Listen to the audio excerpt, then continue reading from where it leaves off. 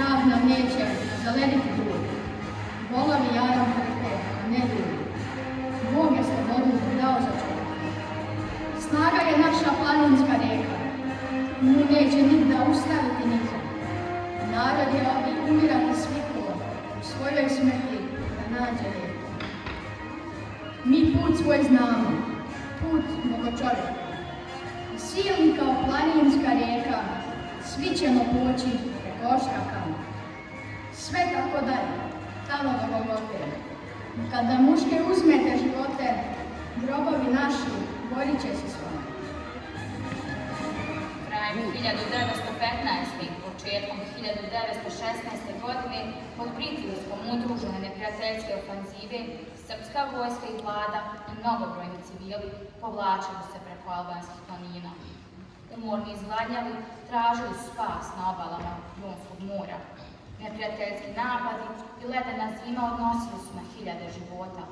Leševi vojnika obilježavali su nepravilnu putanju kroz Crnu Goru i Albaniju, kojim se zarad sopstvenog opstanka uputio čitav jedan narod. Tiše, da ne zaboravi. Koga? Sve nas. Ko zna šta će sutra sa nama biti? Možda ni mi nećemo nas dočekati.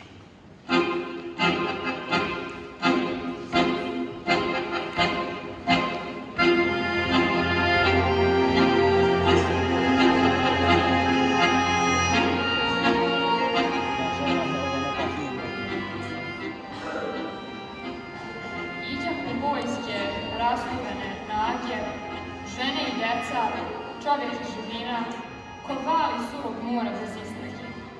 Srljaku preko brda, proselina pustošni, dok ko galebovi smrti, smetori snežni, čisla se njina zaletaku, sve nastojeći strti. Iz strme kose i užase mlade, kroz smeti jeziv gladne smrti smije, gazi smo teško, udar, ko to zna, put mora što se priviđalo oku, put oproštaja, put Boga, put sna. Nad ljudskim naporima uz brojne žrtve, srpska vojska i narod uspjeli se dokopati albanske obale. Odakle januar 1916. godine, zahvaljujući saveznicima, počela njihova evakuacija na grčko ostrvo Krf, koje su Srbi nazvali ostrvo spasa. Za namučene, bolesne, gladne junake, izložene svim opasnostima i zaraznim bolestima.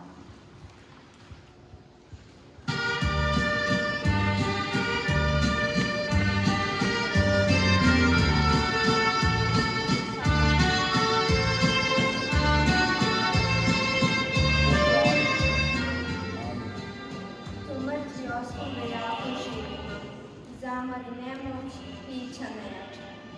Zasade zlo, ogrtač vatnost. Najteži ranjenici iskrcavani su na ostrvo Vido, koje je organizovano kao bolnica, a pretvoreno u ostrvo smrti.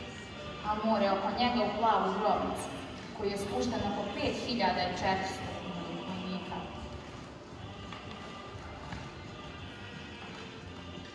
Plava grobnica. Stojte, galije carske, sputajte krme moćne, gazite tihim hodom, opelo gordo držim u doba i veze noćne nad ovom svetom vodom.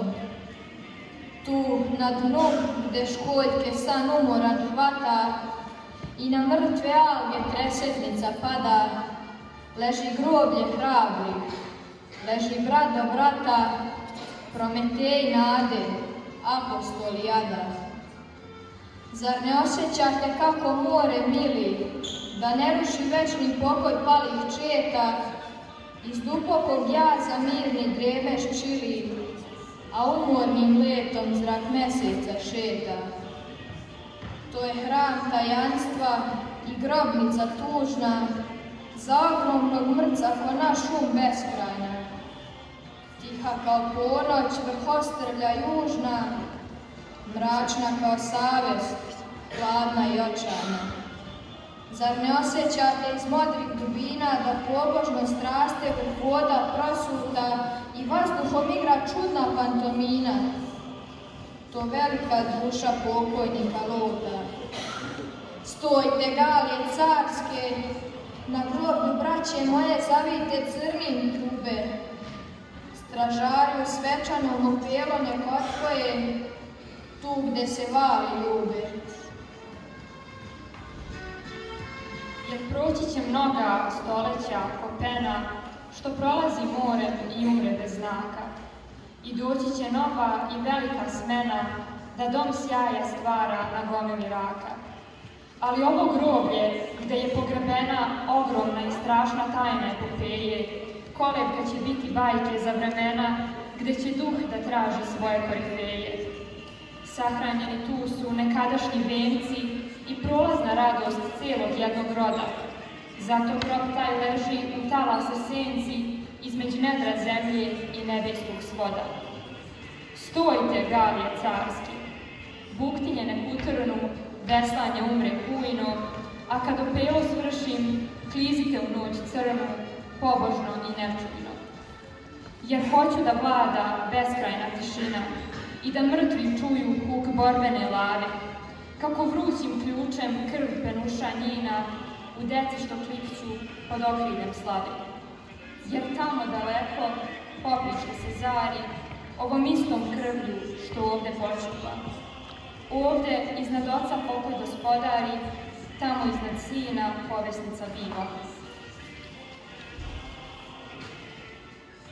Zato hoću mira da opelo služim, bez reči, bez suza i uzdaha nekih.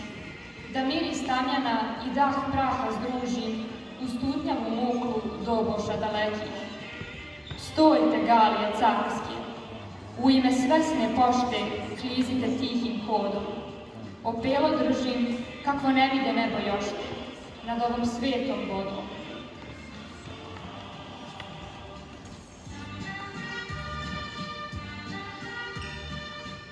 Iznurani do krajnjih granica, Srbi su na krv krenuli putem potpunog preporoda.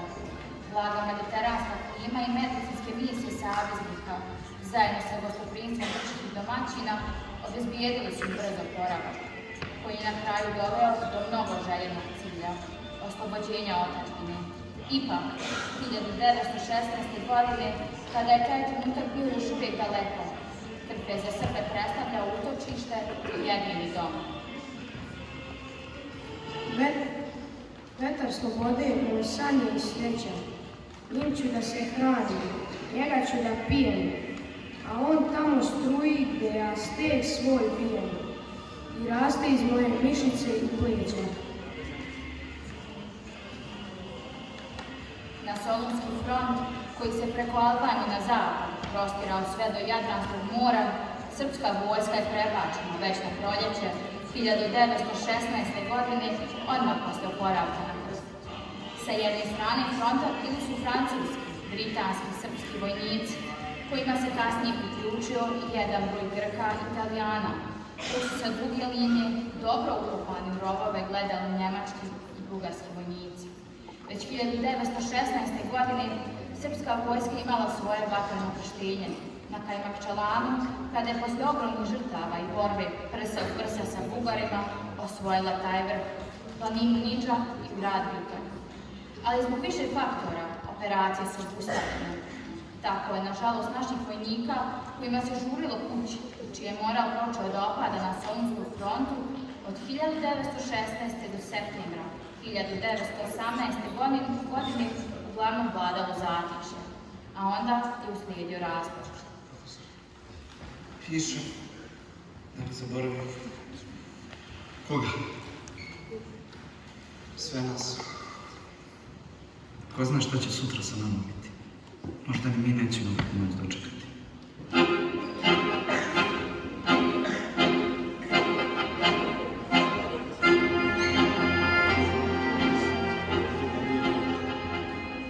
Svi komandanti, komandiri i vojnici treba da budu nošeni idejom. Od brzine prodiranja zavisi ceo uspeh ofanzive. Treba drsko prodirati, bez počinka, do krajnjih granica mogućnosti ljudske i konjske snage. Sa nepokolebivom voljom i nadom u Boga. Junaci, naprijed u otadžbinu.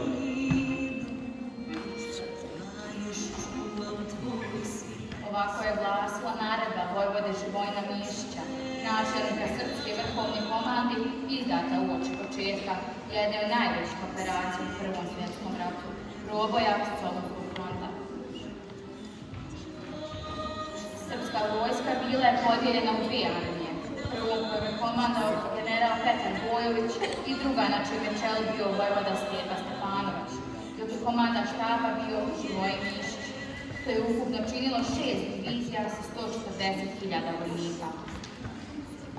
Šta vredi plaveti u nebu, i zumbul, i devojče, i laste let, negde zapeva truba.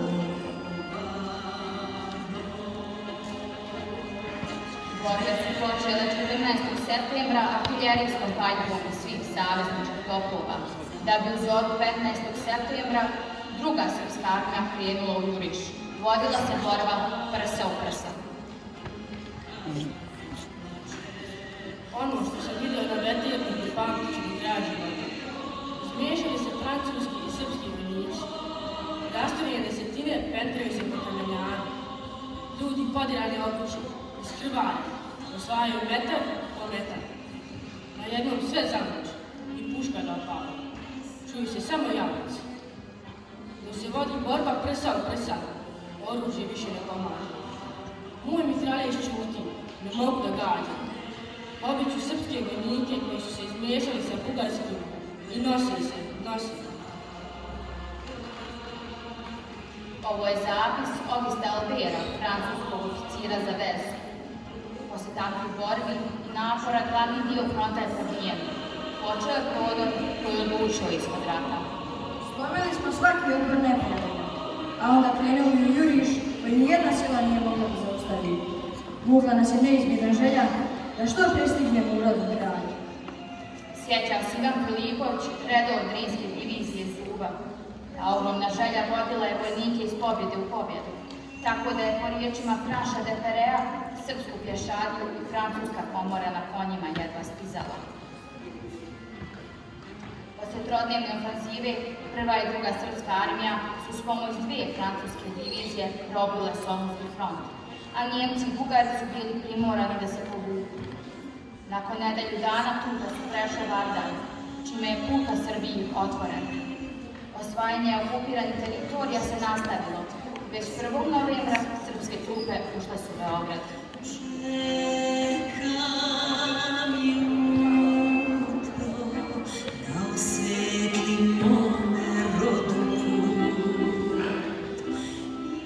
Operacije se moraju usporavati jer nema komunikacije radi dobacivanja hrane francuskim trupama koje napreduju. Samo srpskim trupama nisu potrebne komunikacije. Oni idu kao oluja, naprijed. Napisao je francuski maršal Franša de Perea u izvještaju francuskoj vladi u proboju Solunskog fronta krajem septembra 1918. godine. Posle proboja Solunskog fronta, ključne operacije kojom je srpska vojska izvojevala, jedna od najvećih pobjeda i odredila zadnji tok Prvog svjetskog rata. Izbačena je vojska od 7.000 vojnika, a Njemačka je naredila opšte povlačenje.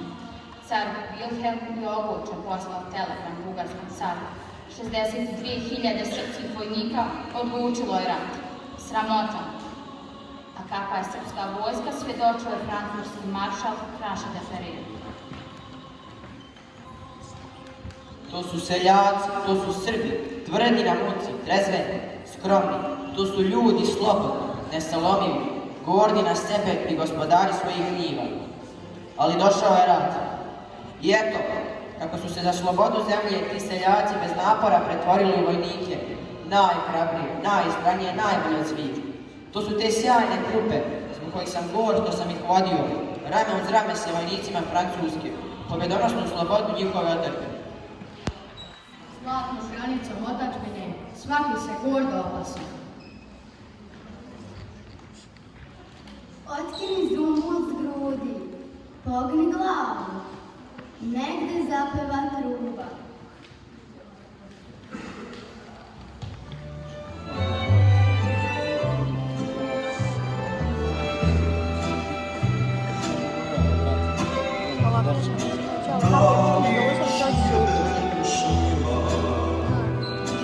Svi tako.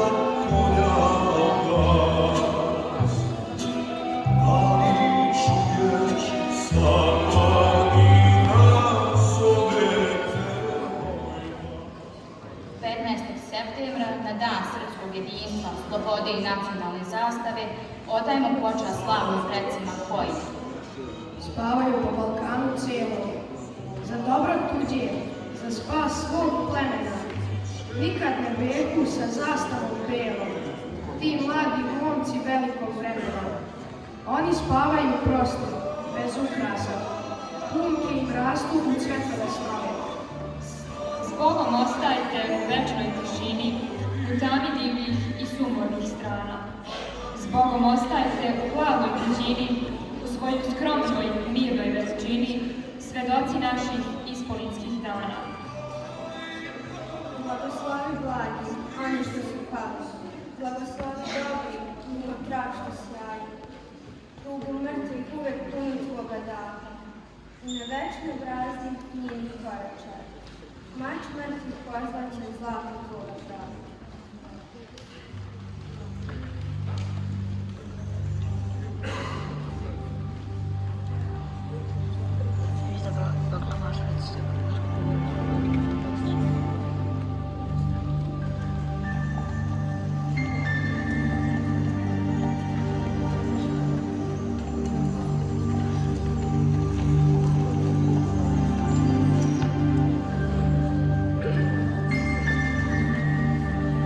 Vama u slavu, praoci moji, čuvari svijete i rodne grude, koji u krstu i kraj putaša stoji, okamenjeni pogled na veru i ljude. Klanjam se smirno,